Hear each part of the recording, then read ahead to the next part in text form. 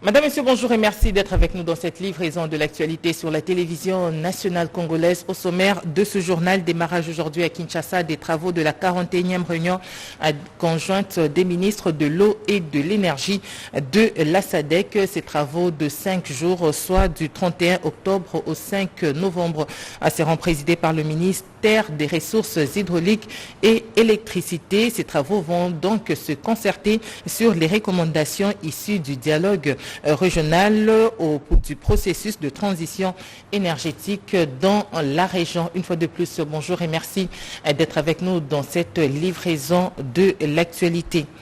Le chef de l'État Félix-Antoine Tshisekedi Tshilombo a échangé hier dimanche avec le ministre angolais des Relations extérieures. Ce dernier était porteur du message du président angolais. On en parle dans ce reportage. Médiateur dans les différends entre Kinshasa et Kigali, l'Angola continue à œuvrer pour une désescalade entre les deux pays voisins. Conduit au palais présidentiel de Mongaliema ce dimanche 30 octobre 2022 par le vice-premier ministre, ministre des Affaires étrangères de la RDC Christophe Lutundula, l'émissaire du président angolais Joao Lourenço a été reçu en audience par le chef de l'État Félix-Antoine Tshisekedi Tshilombo.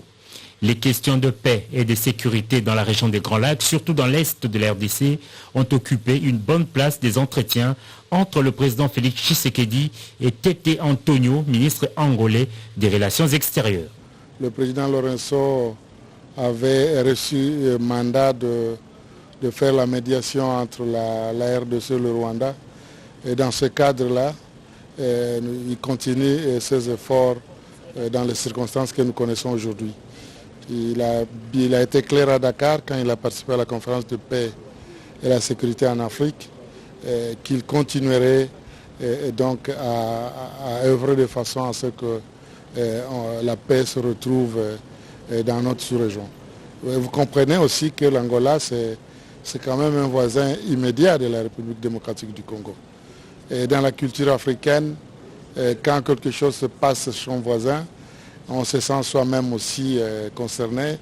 Et il faudra bien qu'on aille voir le voisin, s'en informer et voir comment ensemble nous pouvons dépasser toutes les difficultés qui se présentent. La situation s'est dégradée ces derniers jours avec la reprise des combats dans la zone de Rutshuru et la décision de la RDC d'expulser sous 48 heures après sa notification l'ambassadeur du Rwanda en poste à Kinshasa. Et face à ces regains de tensions, l'Angola veut apaiser l'ambiance. Le médiateur en fait est censé être médium, comme dit le mot, donc au milieu. Et le médiateur écoute toutes les parties et à la fin on cherche à trouver des solutions sans, n'est-ce pas, aller dans les grands détails, y compris des décisions souveraines que tout État est censé respecter et prendre. Mais je dis que les attitudes du président Tshisekedi ne changent jamais. Que ce soit dans les difficultés, dans le bonheur comme dans le malheur, c'est toujours la fraternité entre nos pays et entre nos peuples. Je crois que c'est ce qu'il vaut.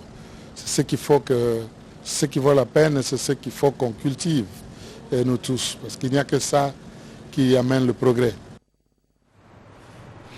Il n'y a plus d'ambassadeur du Rwanda sur le sol congolais. La décision a été prise au cours de la réunion du Conseil de sécurité présidée par le chef de l'État Félix-Antoine Tshisekedi Tshilombo.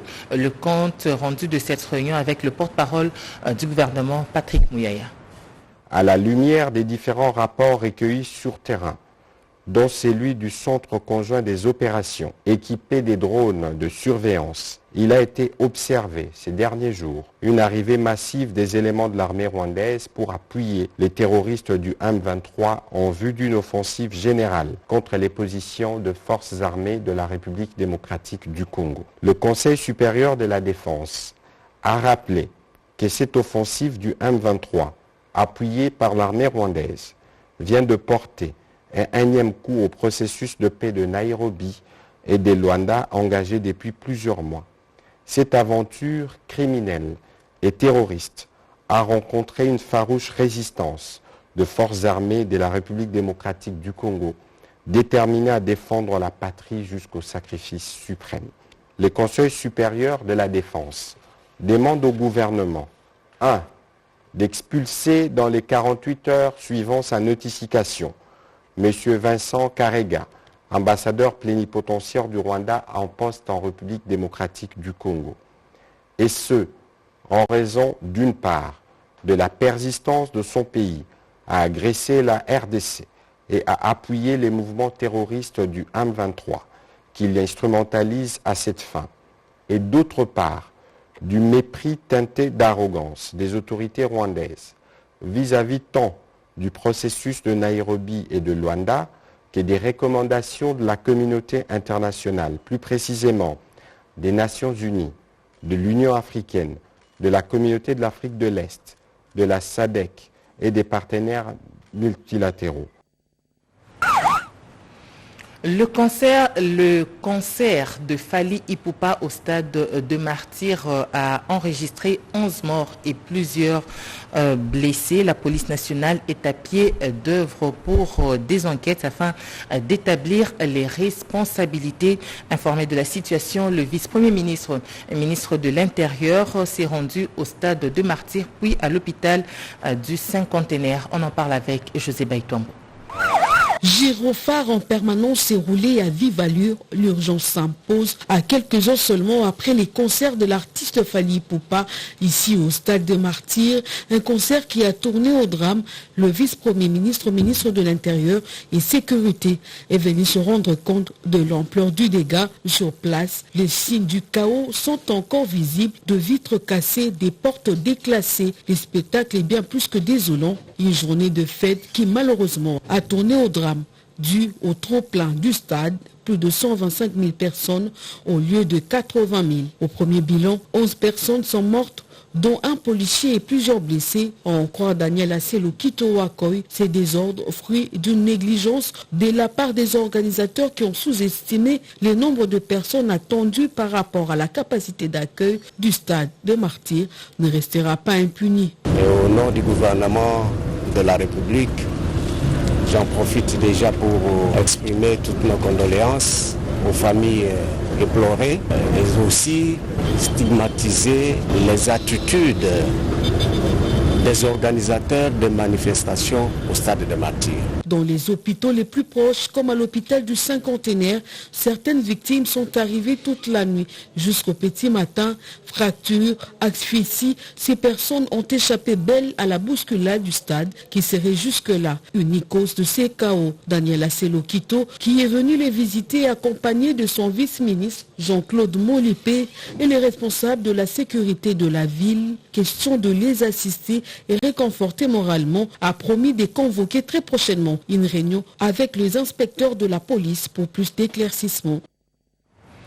La situation humanitaire est préoccupante sur l'axe routier Rutshuru-Goma dans le Nord Kivu. Le ministre des Affaires sociales insiste sur l'urgence à agir. Il a réuni les acteurs humanitaires opérant en République démocratique du Congo. Reportage. La résurgence des tensions sur l'axe Rutshuru-Goma rend la situation humanitaire des déplacés plus que préoccupante. Modeste Mutinga Mutushai, ministre des Affaires sociales, Actions humanitaires et Solidarité nationale, consulte les humanitaires au cours d'une importante réunion dans son cabinet de travail. Les défis sont énormes et complexes, tels que l'explique Bruno Le Marquis, représentant spécial adjoint du secrétaire général de l'ONU en RDC et coordonnateur humanitaire. Urgence absolue d'assurer la protection des civils, urgence absolue d'apporter des secours d'urgence aux blessés, les enfants, les femmes, donc toutes les populations les plus vulnérables. C'est vraiment important d'agir très très vite. Vu l'évolution de la situation sécuritaire sur terrain, l'essor des déplacés est plus que préoccupante. Le ministre Modeste Mutinga Mutushai l'explique en ces termes. Il y a urgence que les voies d'accès soient ouvertes pour les humanitaires, d'avoir accès aux nombreux qui n'ont pas pu se déplacer, qui sont restés là où il y a la guerre, mais aussi ceux qui sont fatigués et qui tombent en cours de route. Aussi pour apporter l'assistance aux nombreux qui sont sur le parcours.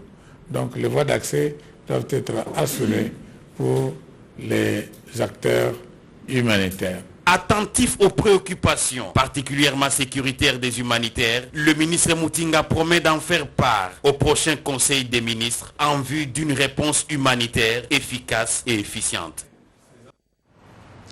Et puis ce culte d'action de grâce à l'église du Christ au Congo, on en parle avec plus de détails avec Georges Frédéric Nzibou. C'est devant un auditoire hétérogène constitué de leaders politiques, religieux et ceux venus de différents horizons que l'orateur du jour, l'apôtre Jacques Ilunga, a présenté versets bibliques à l'appui les clés du succès dans la vie socio-professionnelle. Les principes de la prospérité, du succès reposent sur Jésus-Christ, le chemin de la vie et la vérité. D'où, d'après l'orateur, chaque individu doit se constituer un modèle de vie, un modèle de société pour prétendre au succès. C'est là, dans la rigueur et la discipline, socle de tout développement. Que le grand drame, et c'est le dommage même, c'est que les Africains ne connaissent même pas leur propre identité spirituelle. Avec plusieurs représentations à travers le monde, entendez la Belgique, les États-Unis d'Amérique, l'Afrique et une bonne partie de l'Asie, l'église Arche de la gloire de l'Éternel, Beersheba, est à la conquête de Kinshasa où une succursale a été installée.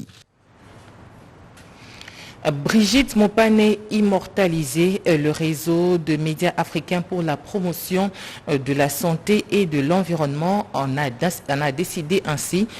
Deux prix d'excellence viennent d'être institués en son nom. Les premiers lauréats de ce prix seront connus très bientôt. C'est le commentaire de Constance Mananga. Mesdames et messieurs, bonsoir. L'Institut supérieur des techniques médicales kimanguistes de Bongolo, victime des pluies diluviennes, se sont abattus sur la ville de Kinshasa le 2 et le 6 avril 2011. Elle fut une grande figure de la presse en RDC, l'une des présentatrices vedettes de la télévision nationale. Brigitte Mopane Kazaemba, puisque c'est d'elle qu'il s'agit, est allée dans l'au-delà voilà 4 ans et son nom oxygène sa mémoire. Le réseau des médias africains pour la promotion de la santé et de l'environnement, REMAPSEN, tient à honorer la mémoire de cette femme des médias à travers 2 prix d'excellence qui portent son nom. Des récompenses qui seront décernées aux journalistes les plus productifs et une autre à la coordination la plus active du REMAPSEN. Déjà ce 10 novembre, les lauréats de ces prix seront connus à Dakar au Sénégal. C'est un moment unique qui va rallier les présents et les passés de 7 femmes des médias de la RTNC et les couronnements à titre posthume du dévouement qu'elle a su faire montre de son vivant sur des questions de population dans la lutte contre le VIH-Sida, mais aussi, dans une large mesure, son militantisme avéré dans la prise en compte des sujets et préoccupations qui touchent aux médias à l'échelle nationale et africaine. Et puis ce communiqué concernant la grève dans les différentes institutions d'enseignement supérieur, je vous prie de suivre cela dans ce reportage. Issu de la réunion extraordinaire tenue ce dimanche 30 octobre 2022 entre les bancs gouvernementales représentés par son Excellence M. Mouindo Zangui Boutondo, ministre de l'Enseignement supérieur et délégué par son Excellence M. le Premier ministre, chef du gouvernement, et syndical académique RAPICO, il a été décidé à l'unanimité de la suspension de la grève de professeurs des universités et instituts supérieurs publics déclenchée depuis le 22 septembre 2022 sur toute l'étendue de la République démocratique du Congo. La décision supra est motivée par la signature d'un communiqué final entre le gouvernement et le RAPICO sur base de nettes avancées enregistrées dans les revendications du syndicat des professeurs face à la volonté formalisée du banc gouvernemental comme précédemment expliqué dans un communiqué récent publié par le comité directeur du RAPICO. La dentisterie ne fera plus partir de la faculté de médecine à l'université de Kinshasa. Il y a désormais une faculté de médecine dentaire à l'université de Kinshasa. On en parle avec plus de détails dans ce reportage de Junior Yangumba. La section de la médecine bucco-dentaire de l'université de Kinshasa volera désormais de ses propres ailes. Elle est déjà une famille à part entière. Il reste seulement la dernière ligne droite pour que son fonctionnement dans sa nouvelle robe soit effectif. D'ailleurs, une première réunion a eu lieu dans ce sens à l'université de Kinshasa au sein du département en vue d'une étude de faisabilité quant à ces nouveaux rôles. Cette réunion a regroupé les conseils d'administration, les professeurs et la délégation facultaire. Nous étions une section, aujourd'hui nous sommes devenus une faculté. Donc on a pris beaucoup de décisions qui concernent l'enseignement et qui concerne la recherche et qui concerne même la production au niveau de notre faculté. Les professeurs Dr Lutula et Hubert Toumba, tous deux patriarches au sein de ces départements, louent les rôles qu'a joué ces départements dans le pays et dans toute l'Afrique.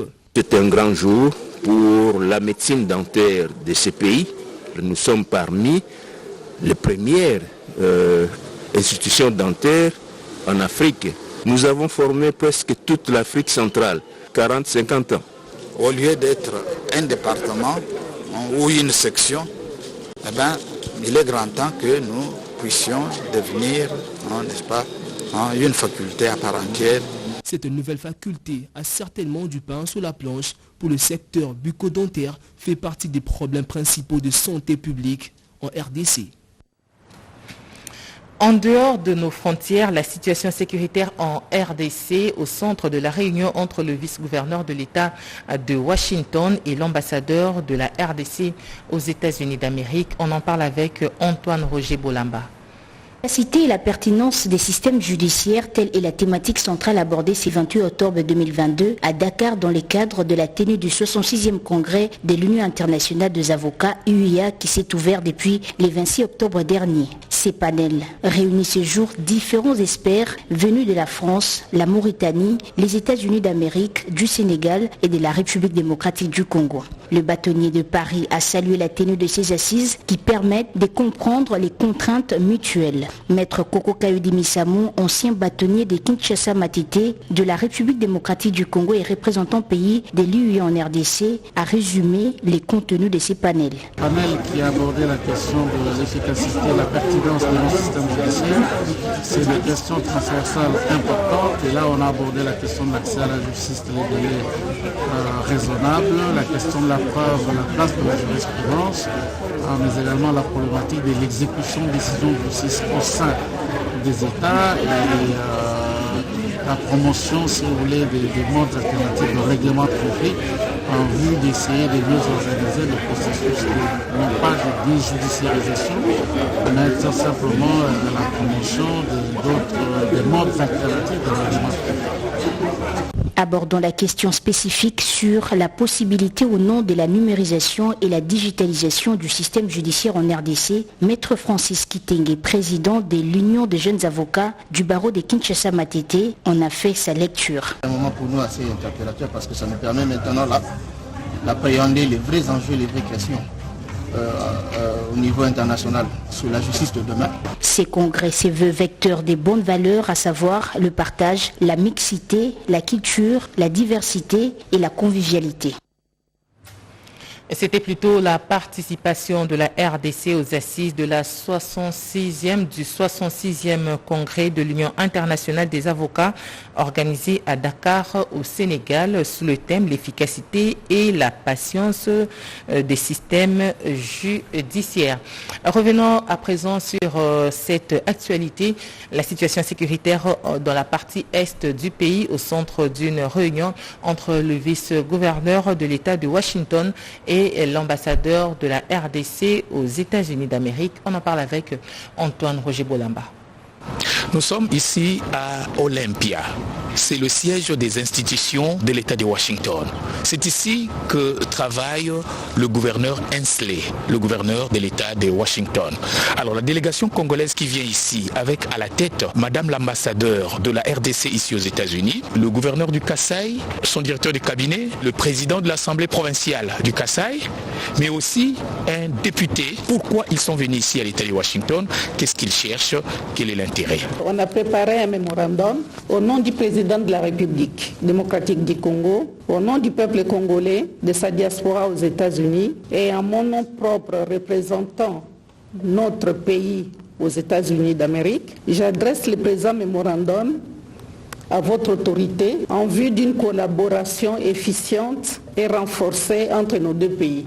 Comme vous le savez, mon pays, la République démocratique du Congo, est une terre d'opportunités. À cause de toutes ces richesses, le pays est victime de toutes sortes de convoitises qui engendrent l'insécurité en instaurant une situation quasi permanente de conflits qui fragilisent l'économie nationale et freine l'élan du développement de notre pays. La rencontre entre Madame l'ambassadeur de la République démocratique du Congo aux États-Unis d'Amérique avec le vice-gouverneur de l'État de Washington qui a représenté personnellement le gouverneur s'est bien déroulée comme vous avez suivi. Ils ont débattu de plusieurs questions d'ordre économique et surtout la rencontre a abouti par l'installation pratiquement d'un nouveau consul de la RDC ici à l'État de Washington et par la nomination pratiquement de Floribert Moubalama Engwa comme le consul honoraire de la RDC ici à l'État de Washington. Depuis Olympia à l'État de Washington, Antoine Roger Bolamba pour la RTNC. Merci Antoine Roger Bolamba pour toutes ces informations. Les activités à la centrale électorale nationale indépendante, on en parle avec Teti Samba. Ce cadre de concertation a connu la participation de diverses organisations, notamment les personnes vivant avec handicap, le peuple autochtone, les associations féminines, des jeunes, avec l'accompagnement des partenaires d'appui du processus électoral tels que l'ONU Femmes, l'AFS, l'IRI et le PNUD. À l'ouverture de cette rencontre, le deuxième vice-président de la centrale électorale a, au nom du président de la CENI, Denis Kadima Kazadi, fixer l'assistance sur le ferme engagement de cette institution d'inclure toutes les parties prenantes au processus électoral pour qu'aucune couche de la population ne reste à l'écart des préparatifs des consultations électorales prévues en 2023. Auparavant, Madame Joséphine Galula, membre de la plénière, a dans son mot de bienvenue martelé que la CENI favorise l'implication du genre et l'inclusivité de toutes les étapes du processus électoral. S'en est suivi la deuxième partie des travaux marqués par 3 exposés en donnant lieu à un débat. C'était avant que le deuxième vice-président, Lydie Manara-Linga, sensibilise les confessions religieuses sur l'opération d'identification et d'enrôlement des électeurs à l'amphithéâtre de l'université William Booth à la Gombe. La commission d'intégrité de médiation électorale, partenaire important de la CENI qui accompagne le processus électoral en RDC, s'est engagée à mobiliser ses fidèles en vue d'assumer librement et en toute responsabilité leur devoir civique d'électeur. Cette rencontre a été une opportunité pour l'imam Moussa Rachid, président de la CIME, de faire un plaidoyer, aussi de présenter à la CENI un nombre d'activités que compte mener cette structure qui organise entre autres les sessions de sensibilisation, de conscientisation et de formation de la population. Sandra Yangui revient à présent avec les activités à la Chambre haute du Parlement avec le speaker Modeste Batiloukwebo. La session de septembre en cours à la Chambre haute du Parlement reste certes budgétaire. Cela n'empêche pas les initiatives de contrôle parlementaire. Les élus des élus veulent en savoir plus sur les questions socio-économiques préoccupant la population, mais qui restent sans réponse jusqu'à présent. C'est dans cette logique que le sénateur Denis Kambaï Chimbumbu vient de déposer au bureau du Sénat cette initiative de contrôle parlementaire. Il s'agit d'une interpellation adressée au ministre des Ressources hydrauliques, de 2 questions écrites au vice-premier ministre, ministre de l'Intérieur et au ministre de la Défense nationale, ainsi que 3 questions orales avec débat adressées respectivement au ministre de l'Agriculture, des Infrastructures et celui en charge des Sports. Concernant le ministre des Ressources hydrauliques, le sénateur Denis Kambaï Chimbumbu lui reproche de n'avoir pas amorcé les travaux de construction du barrage de Katende pour l'électrification du Grand Kassai. Conformément à l'article 100 de notre Constitution, nous ne pouvons que contrôler ce que l'exécutif fait. L'institution qui doit faire ce travail de terrain par rapport à que demande le peuple s'appelle le gouvernement. Et nous allons rentrer d'ici là en vacances parlementaires. Le peuple nous posera la question, vous étiez là, qu'avez-vous fait? Outre ces actions de contrôle parlementaire initiées par le sénateur Denis Kambaï, plusieurs autres initiatives parlementaires ont été entreprises par des sénateurs à l'endroit de quelques membres du gouvernement central. Elle vise, entre autres, la ministre du portefeuille au sujet de la relance de l'AMIBA et le ministre d'État en charge de l'entrepreneuriat, petites et moyennes entreprises, concernant l'opérationnalisation du fonds de garantie de l'entrepreneuriat au Congo, FOGEC en sigle.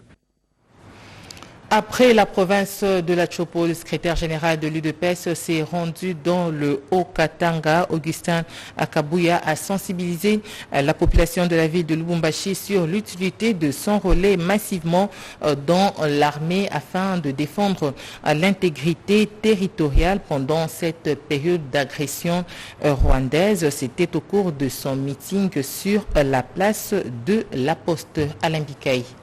Après la conquête de Kisangani, le secrétaire général de l'UDPS et tout son état-major vont à l'assaut de la ville de Lubumbashi dans le Haut-Katanga. L'aéroport international de Luano était envahi par les militants des partis de l'Union sacrée, venus nombreux pour manifester leur soutien indéfectible au chef de l'État, Félix Antoine Tshisekedi Tshilombo.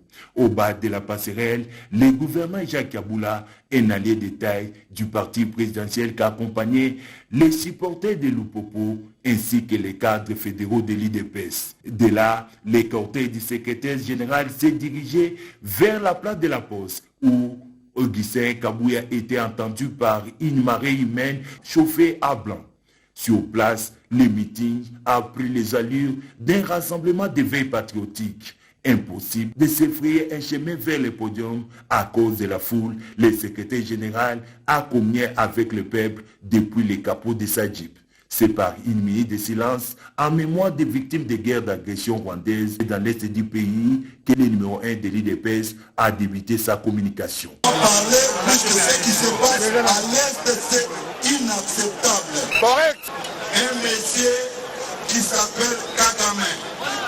C'est donc le luxe tous les jours de donner la mort au peuple congolais avec la complicité de certains bandits de notre pays. Et l'opinion internationale est en train d'observer ça comme ça. Et je le répète encore, tous les jeunes de notre pays, partout où ils se retrouvent, ils doivent accepter de se faire enrôler dans notre armée nationale pour défendre l'intégrité de notre territoire. Ne jamais trahir le Congo. Poursuivant, les gestionnaires au quotidien de l'UDPS a aussi déploré l'attitude ambiguë de certains politiciens face à cette situation. Direction Ngandajika dans la province de la Lomami où le projet dénommé Ditunga fait tâche d'huile. Ce projet à caractère social et actif dans la construction veut explorer le secteur agricole. Notre envoyé spécial sur place, Médard Bouyal, nous en parle. Une population estimée à 600 000 habitants, Ngandajika est une des importantes agglomérations de la province de Lomami, à côté de Mweneditu et Kabinda. Au nombre des institutions sociales qui ont pignon sur rue, il y a le projet Ditunga. Cette initiative intervient dans plusieurs secteurs d'activité, notamment la construction des écoles.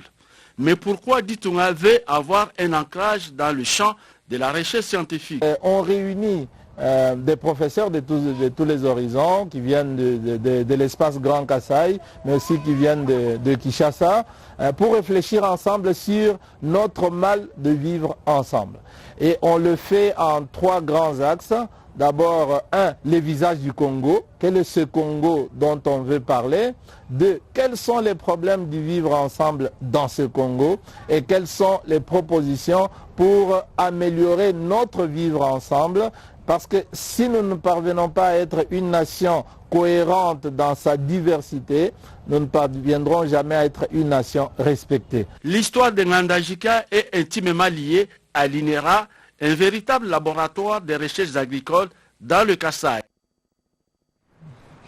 Et c'est par ici que nous mettons un terme à cette livraison de l'actualité sur la télévision nationale congolaise. Nous vous rappelons que c'est aujourd'hui que démarre à Kinshasa, au fleuve Congo, Hôtel, les travaux de la 41e réunion conjointe des ministres de l'énergie et de l'eau de la SADC. Ces travaux de 5 jours, soit du 31 octobre au 5 novembre, seront présidés par le ministère des Ressources hydrauliques et électricité et vont se concerter sur les recommandations du dialogue régional au processus de transition énergétique dans la région. Madame, Monsieur, merci infiniment de nous avoir suivis. Merci à Patrick Bakwila, Attacha Kimbembi, Machini qui ont procédé à la réalisation de ce journal. Grace Kingambo, Yannick Yangumba, Papi Vouélé, Alain Ngalia qui ont assuré la partie technique. Un journal coordonné par Malou Mbela et Jacques Kabwaba. Moukoumina Sedouga, l'information continue sur nos antennes. 13h30, Georges Frédéric Ntibou. Au revoir et à la prochaine.